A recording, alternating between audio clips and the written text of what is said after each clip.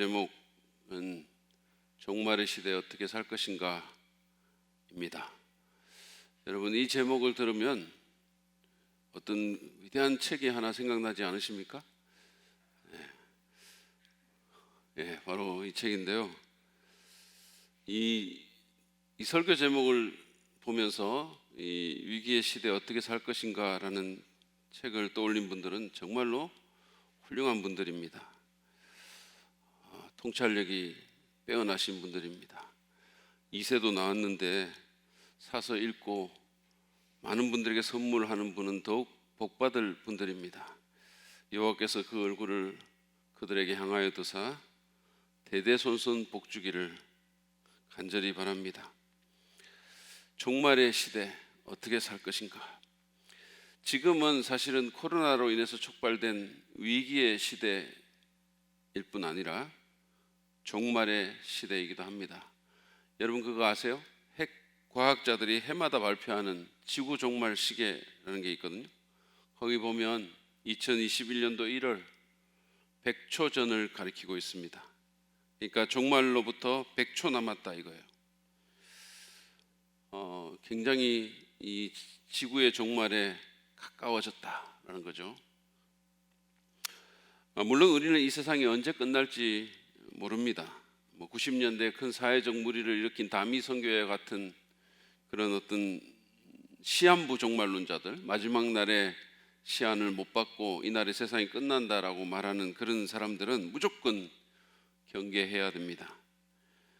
그런 시한부 종말론자가 사회와 교회에 끼친 폐해는 결코 적지 않습니다. 그러나 그렇다고 해서 종말 자체를 우리가 부인하거나 무시해서는 결코 안 됩니다.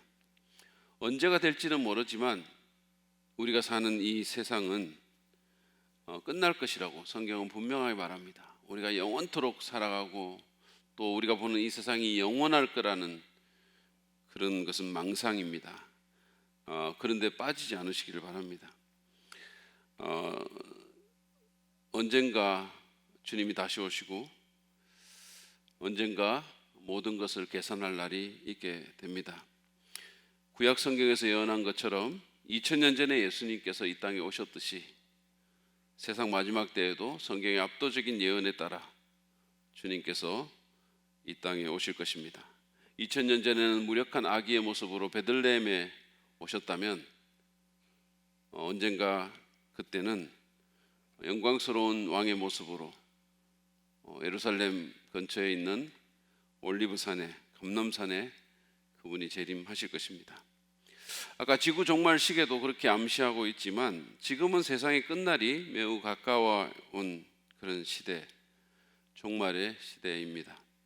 예수님께서 직접 말씀하신 그런 종말의 징조들, 마지막 말세의 징조들이 지금 나타나고 있습니다.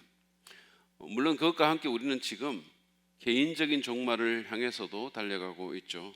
날마다 우리 개인의 종말을 향해서 달려가고 있습니다. 세상의 종말과 상관없이 우리가 살아있을 동안에 세상이 종말이 올 수도 있지만 그것과 상관없이 우리 개인의 삶에도 마지막이 있고 우리는 그 마지막을 향해서 한 걸음 한 걸음 나아가고 있는 셈입니다. 다시 말해서 우리는 이중적 종말의 현실에 처해 있다라는 말씀이죠.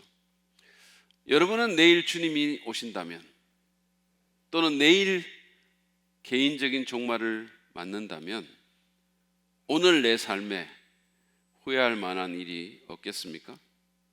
여러분의 지금 삶은 그런 종말을 잘 대비하고 있는 삶입니까? 그런 미래지향적인 삶을 살고 계십니까? 소망이 없는 사람들은 전부 현재에만 이렇게 꽂혀 있잖아요. 근데 여러분은 미래를 바라보고 살고 있습니까? 그런 종말에 비추어서 의미 있는 삶을 살고 계십니까? 아니 어쩌면 이미 시작된 이 종말의 시대에 여러분은 어떻게 살아야 할지를 잘 알고 계십니까? 오늘 마태복음 24장 1절부터 14절 말씀 본문을 볼 텐데요. 그 본문을 통해서 이 질문에 대한 대답을 찾아보기를 원합니다. 먼저 오늘 성경 가지신 분들은 본문을 펴시고 마태복음 24장 말씀을 펴시고 제가 하는 얘기를 쭉 따라와 주시면 되겠습니다. 마태복음 24장입니다. 예수님께서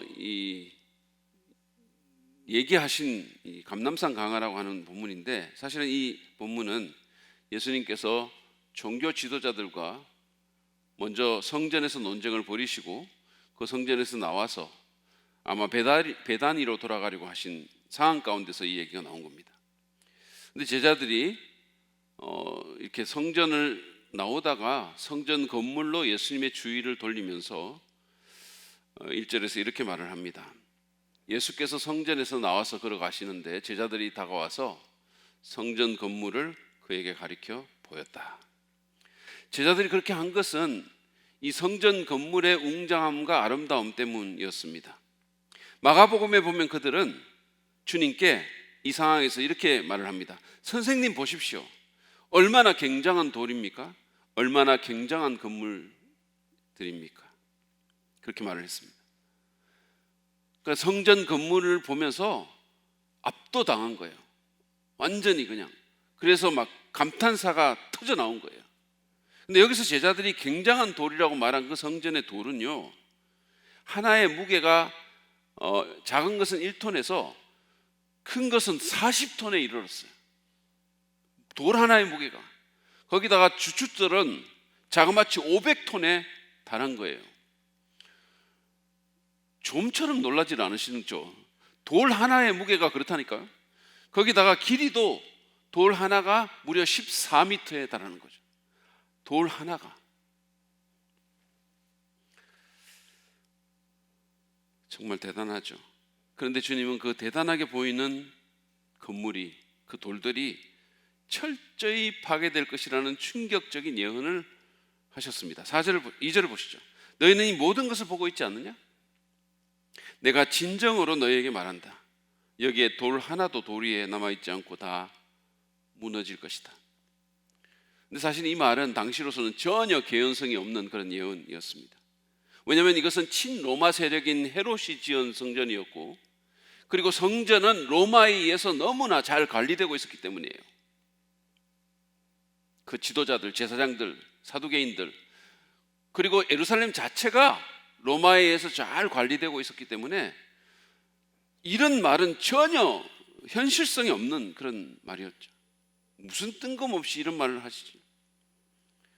그러나 주님의 이 예언은 전혀 뜻밖의 폭동으로 인해서 주 70년에 로마가 예루살렘을 공격했을 때 실제로 이루어졌습니다. 티투스 장군이 지휘한 로마의 군대는 이 성전을 완전히 무너뜨려 버렸어요. 특별히 티투스는 성전 건축에 쓰인 이 돌을 모두 무너뜨려 가지고 광장 끝으로 끌고 가서 골짜기 아래로 밀어버리라고 명령했어요. 그 육중한 돌들 중에 들어는 2000년 전에 굴러떨어진 그 자리에 지금도 그대로 있습니다. 예수님의 예언이 정확하게 이루어진 거죠. 그런 다음 예수님께서는 베다니로 가시는 길에 올리브산, 감람산에 들러서 자리를 잡고 앉으셨습니다. 예수님은 보면 이런 어떤 티칭 포인트를 잘 잡으시는 것 같아요. 그러니까 제자들의 충격이 아직도 채 가시지 않은데 예수님께 제자들이 이런 질문을 합니다. 3절을 보십시오.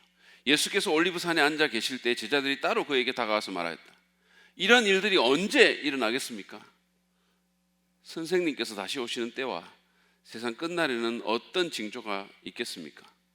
우리에게 말씀해 주십시오. 이 본문을 잘 보시면 질문이 두 가지입니다. 하나는 이런 일이 언제 있겠느냐 하는 거예요. 다시 말해서 예수님이 얘기하신 그 성전 파괴, 돌 하나도 돌에 남지 않은 그게 언제 있을 거냐고. 이게 있을 수 없는 일인데 이게 언제 일어나겠냐고.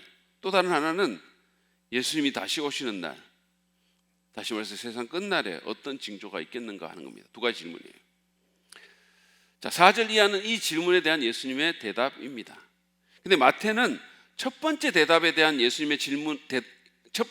대한 예수님의 대답은 기록해 놓지 않았어요. 반면에 누가복음 21장 20절 이하의 일을 기록해 두었습니다. 너무 궁금하시잖아요, 여러분이. 그죠?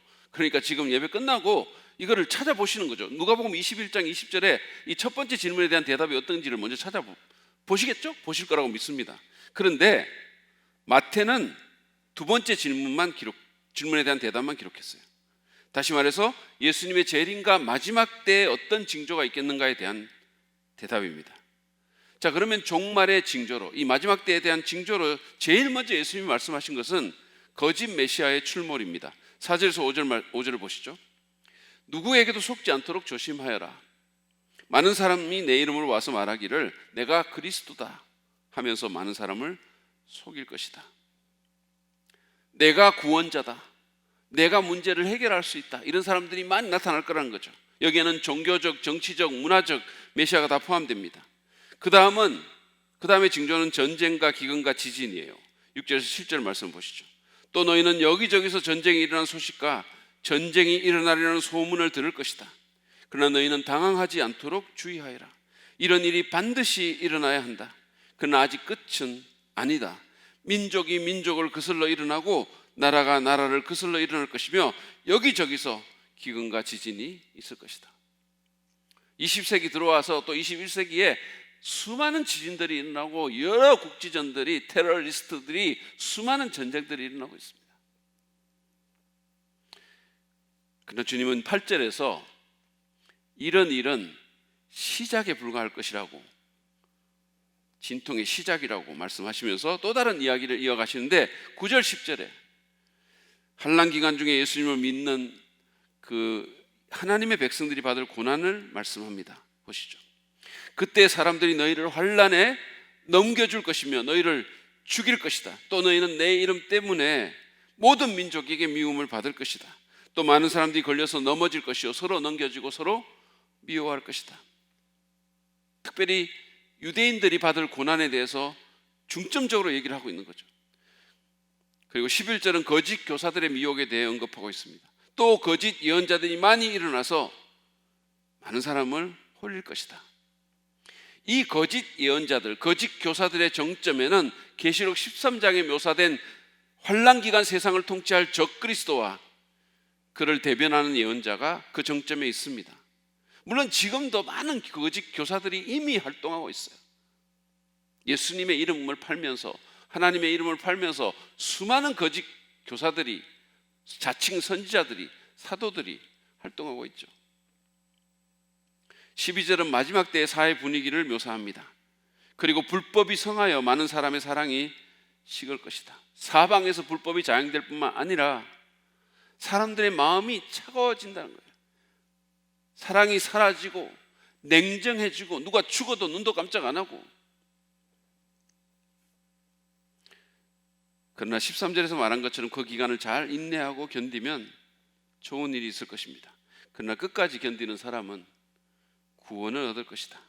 여기서 말하는 구원은 우리가 흔히 말하는 그런 영혼 구원이나 죄로부터의 구원을 얘기하는 게 아닙니다. 그것은 우리의 행위와 상관없는 거죠.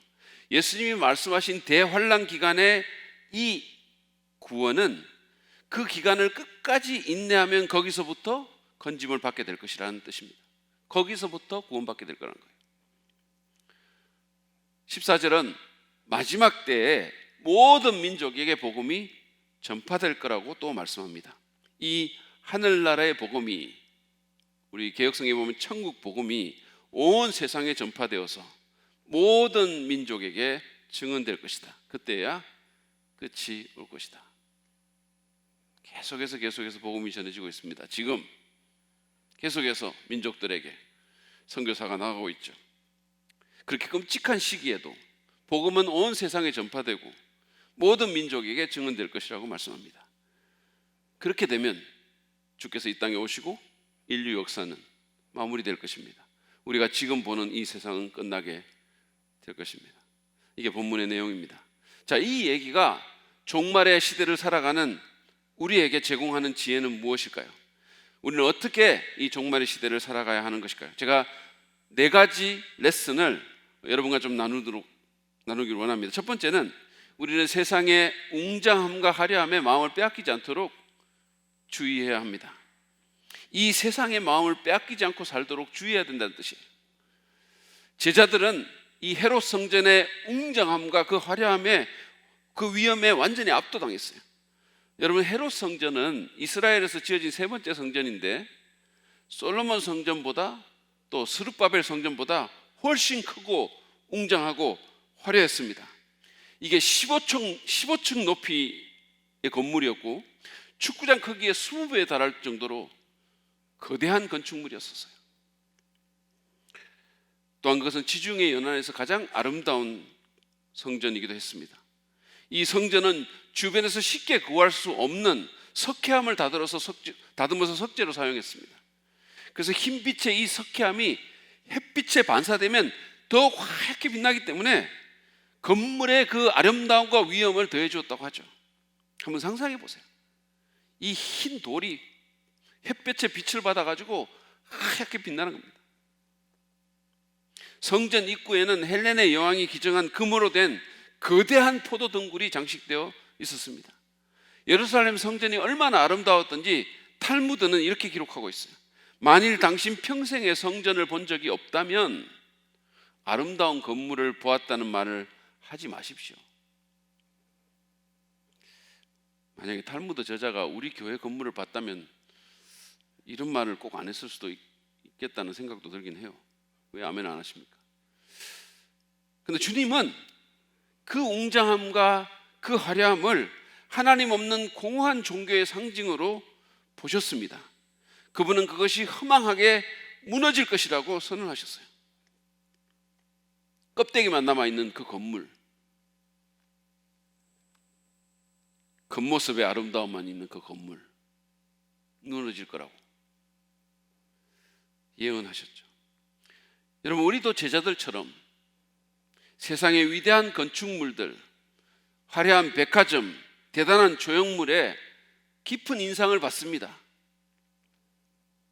스카이캐슬이나 펜트하우스 같은 아름답고 쾌적한 집들에 우리의 마음을 빼앗기죠. 여러분, 그러나 그 모든 것들은 한시적이고 언젠가 무너질 것들입니다. 하나님이 그 안에 없다면 아무것도 아니라는 거예요. 제가 미국에 있을 때 폐차장에 가본 적이 있거든요. 링컨 컨티넨탈, 벤츠, 렉서스, BMW, 토요타 같은 그런 차량들이 고철 덩어리로 변해가지고 산을 이루고 있는 거예요. 그 폐차장에.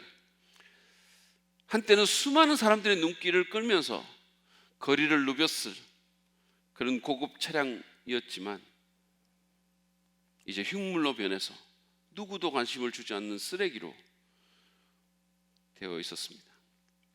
여러분, 세상에 너무 마음을 빼앗기지 않도록 주의하시기 바랍니다. 다 사라지고 말 것들이에요. 그런 것들이 미혹되어서 우리의 소중한 인생을 낭비해서는 안 됩니다. 물건들이나 건축물이 우리 삶에 필요하지만 그러나 그런 것들에 지나치게 마음을 빼앗기지 않도록 주의해야 되는 거예요. 유기성 목사님이 쓴 나는 죽고 예수로 사는 사람이라는 그 책에 보면 1950년대 강원도 깊은 산골에 살던 상수라는 아이의 얘기가 나옵니다. 어느 날 상수는 큰 아버지에게 노란 고무신 한 켤레를 선물로 받아요. 난생 처음 받아본 새 고무신입니다. 그게 너무 좋았던 거죠. 그래서 그 신발을 신지도 않고 손에 들고 다닐 정도였었어요. 완전히 그 신발에 마음을 빼앗긴 거죠. 이 상수의 재산 목록 1호였었어요. 근데 어느 날 겨울에서 그 고무신을 신다가 그만 한 짝을 놓쳐버린 거예요. 고무신이 물살을 타고 내려가기 시작했습니다. 상수는 그것을 건지려고 무작정 겨울을 따라서 내려갔어요. 고무신은 계속해서 떠내려갔고 큰 강에 이르렀어요. 얼마나 오랫동안 그것을 따라갔는지.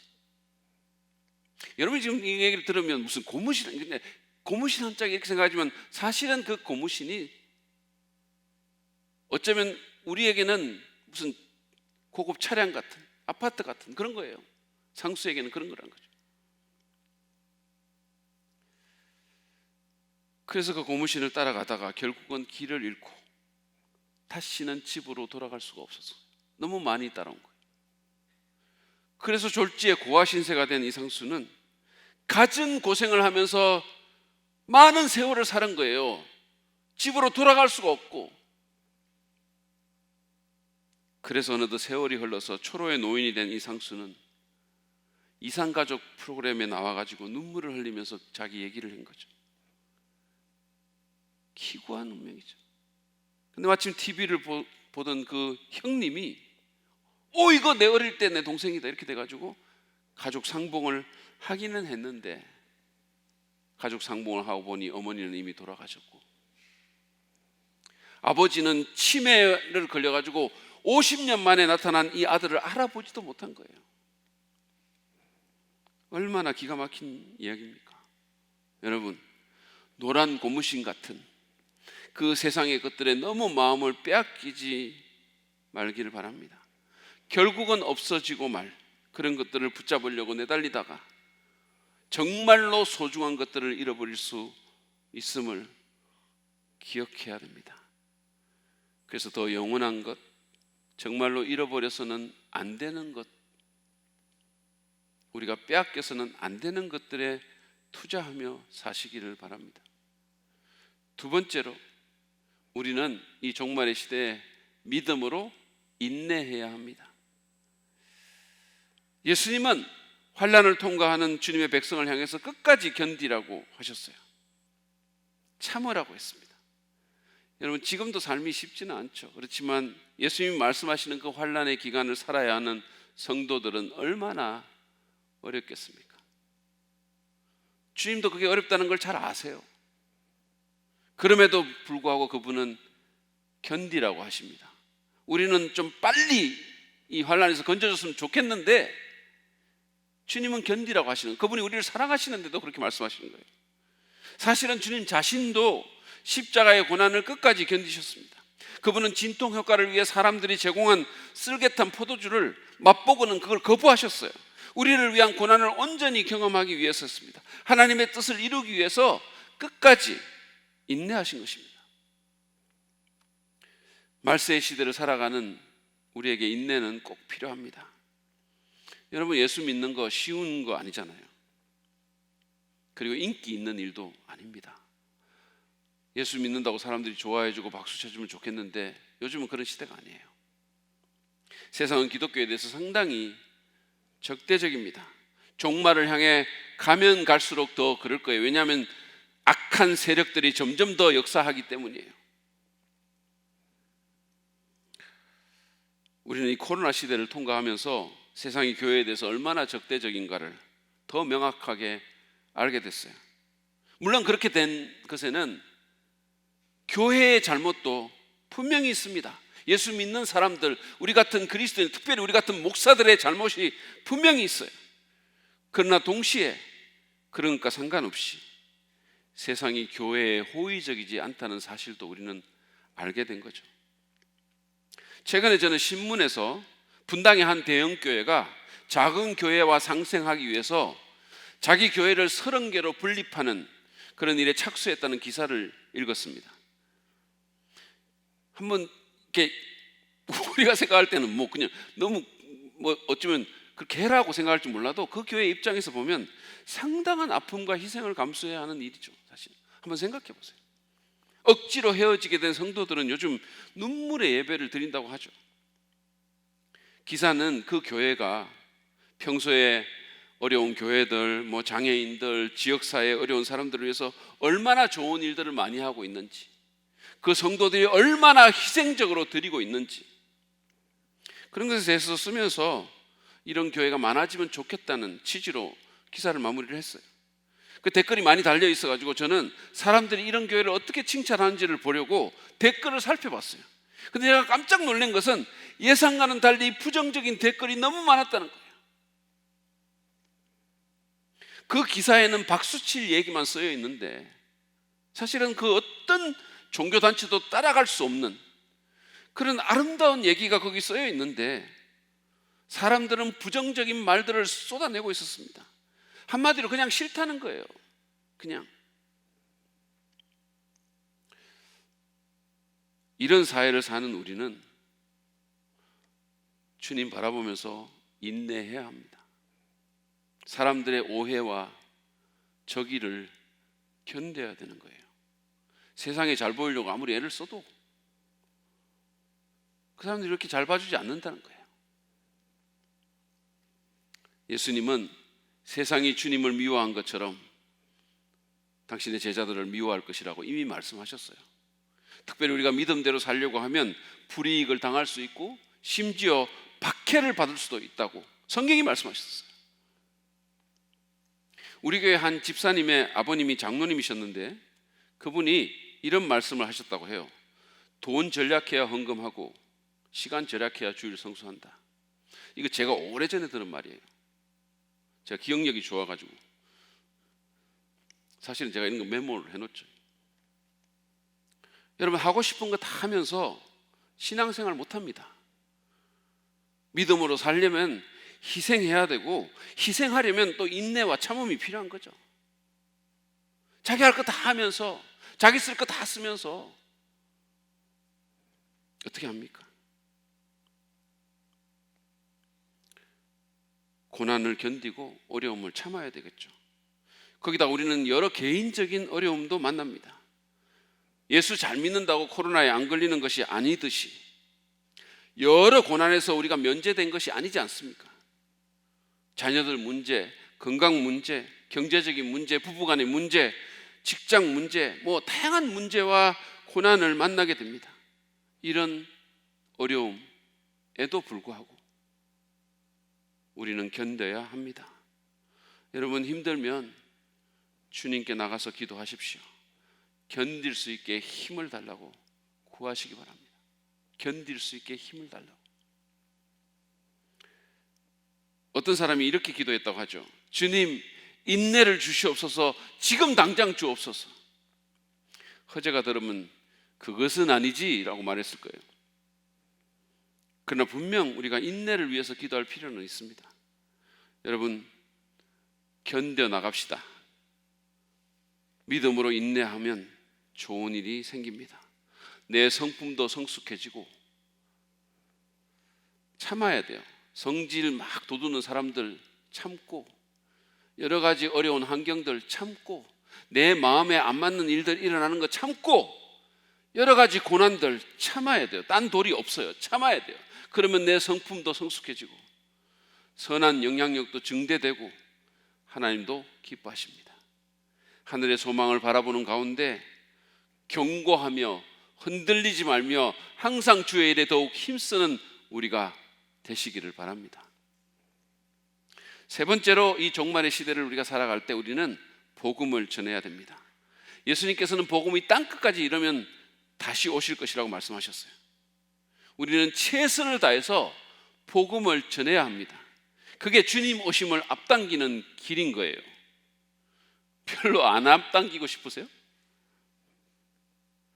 여러분, 전도는 우리가 마지막 때에 사람들에게 할 수 있는 최고의 친절입니다.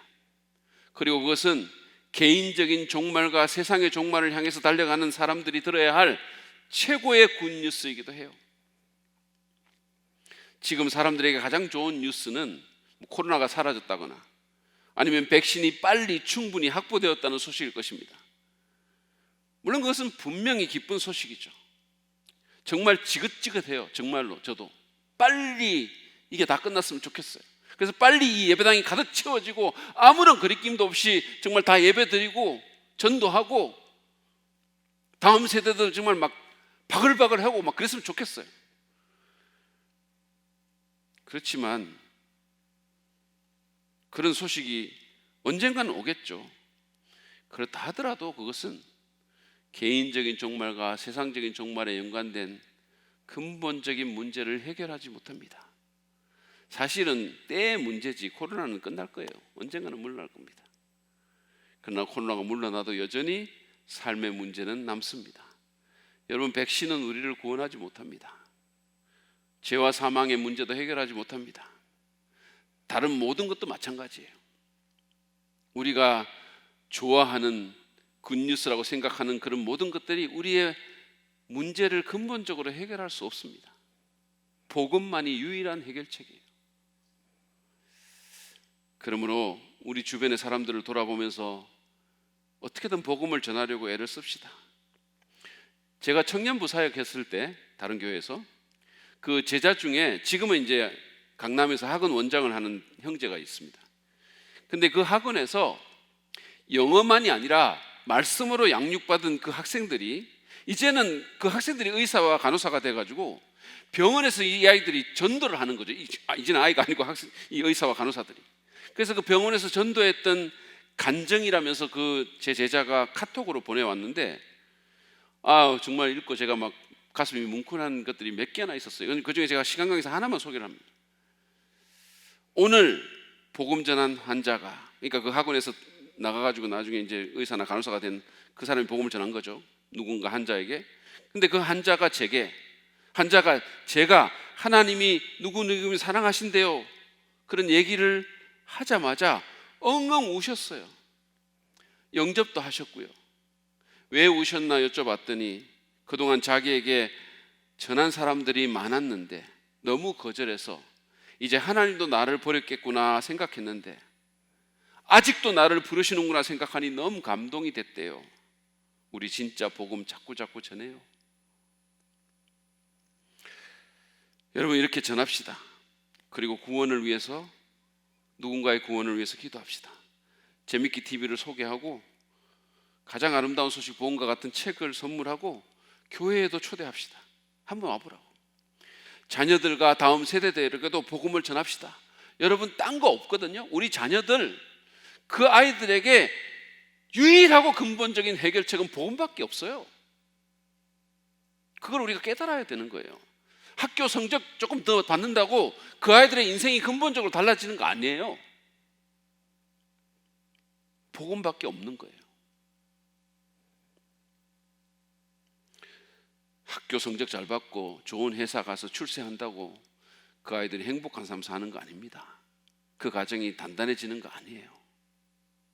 복음만이 유일한 해결책이에요. 복음 전합시다.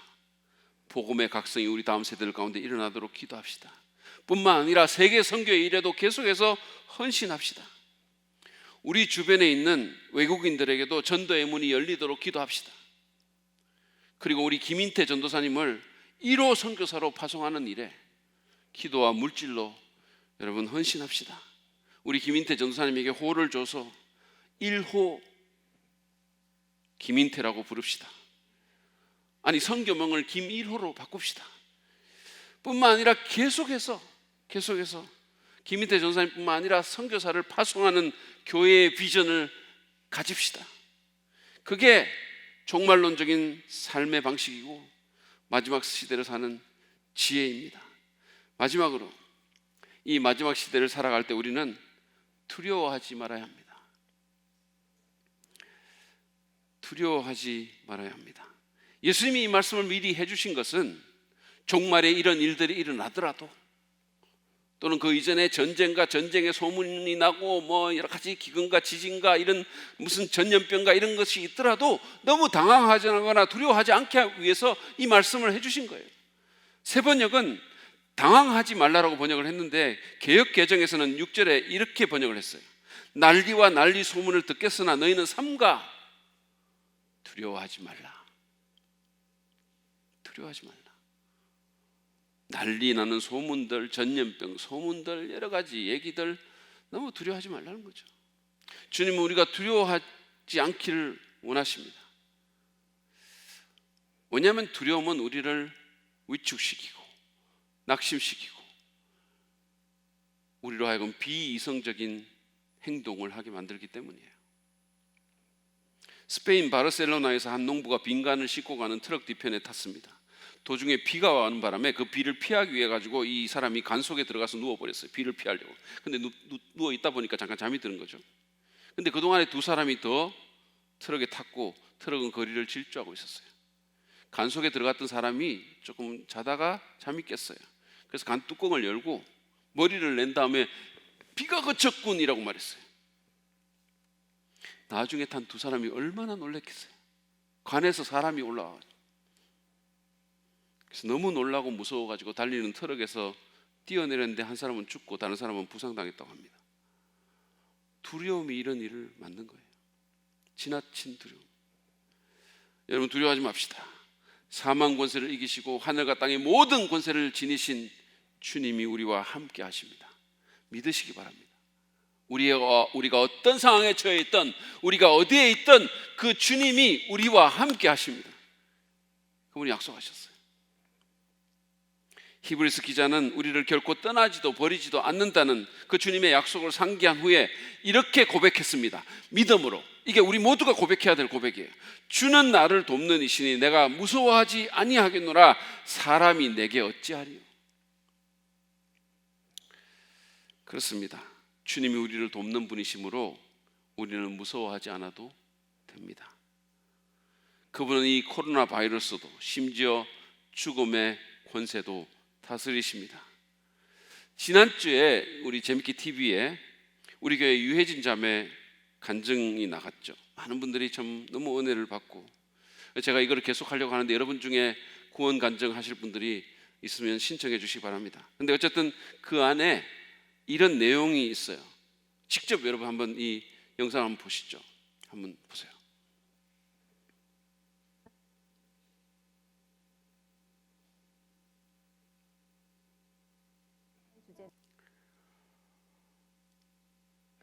예수님이 부활하셨음을 믿자 저는 이전에 가질 수 없었던 말할 수 없는 안전한 기분을 느꼈습니다. 죽음이라는 주제는 무거운 주제이지만 적어도 저에게 더 이상 두려운 주제는 아닙니다. 예수님이 저의 죄를 용서해 주셨고 부활하셨다는 것을 믿으면 죽음 뒤에 제가 이를 곳은 천국임을 믿고 있기 때문입니다. 죽음의 문제 앞에서 자유로워지니 많은 일에 크게 두려움이 줄었습니다. 좀 더 담대하게 세상을 살아가고 사람들을 대할 수 있게 되었습니다. 아멘입니다. 그렇죠? 아멘이에요. 여러분, 예수님께서는 죄와 죽음을 정복하셨어요. 그래서 우리의 두려움의 문제를 근원적으로 해결해 주셨습니다. 그분을 신뢰하고 두려울 때마다 하나님이 주시는 약속의 말씀을 읽으시기 바랍니다. 두려울 때마다 성령님을 부르시기 바랍니다. 존 맥스웰은 두려움의 문제를 해결하기 위해서 이런 조언을 했어요. 첫 번째, 하나님께서 나의 문제를 보고 계심을 인식하라. 두 번째, 두려움보다 더 큰 확신과 사랑을 채워달라고 기도하라. 세 번째, 하나님께서 내 삶에 기적을 행하고 계심을 믿으라. 내 눈에 비록 안 보이고 내가 안 느껴지지만 믿으라는 거예요. 네 번째, 성령의 충만을 받아라. 여러분, 두려운 상황에 있으십니까? 여러분도 그렇게 한번 해보시기 바랍니다. 그래서 그 두려움에서 벗어날 수 있기를 바랍니다. 마지막 때, 점점점 마지막이 되면 더 될수록 우리를 두렵게 하는 일들이 더 많이 닥치게 될 것입니다. 그렇다 하더라도 주님을 의지하는 가운데 두려워하지 맙시다. 하나님께서 이렇게 우리에게 이사야서 41장 10절에서 말씀해 주셨어요. 두려워 말라. 내가 너와 함께 함이니라. 놀라지 말라.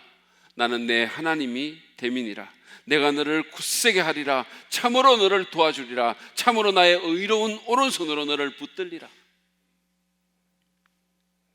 이 좋으신, 이 능하신 하나님과 그분의 약속의 말씀을 믿고 두려움에서 승리하는 저와 여러분 되시기를 간절히 바랍니다. 여러분, 마지막 시대는 분명히 어려운 시대입니다. 저희 부모님들은 안 좋은 일이 일어날 때 참 말세다 말세 이런 말씀들을 종종 하셨어요. 그 말세, 타락하고 적대적이고 사단의 활동이 점점 강해지는 그 시대를 우리는 어떻게 살아야 할까요?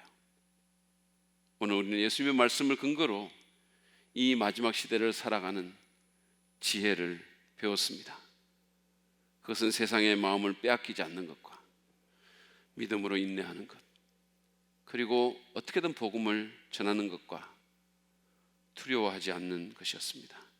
이 시간에, 이 마지막 때 우리가 그렇게 살아갈 수 있도록 더욱 우리와 함께 하시고 우리의 산성과 요새와 소망과 힘이 되시는 그 주님께 목소리 높여 찬양하는 그런 시간을 갖기를 원합니다.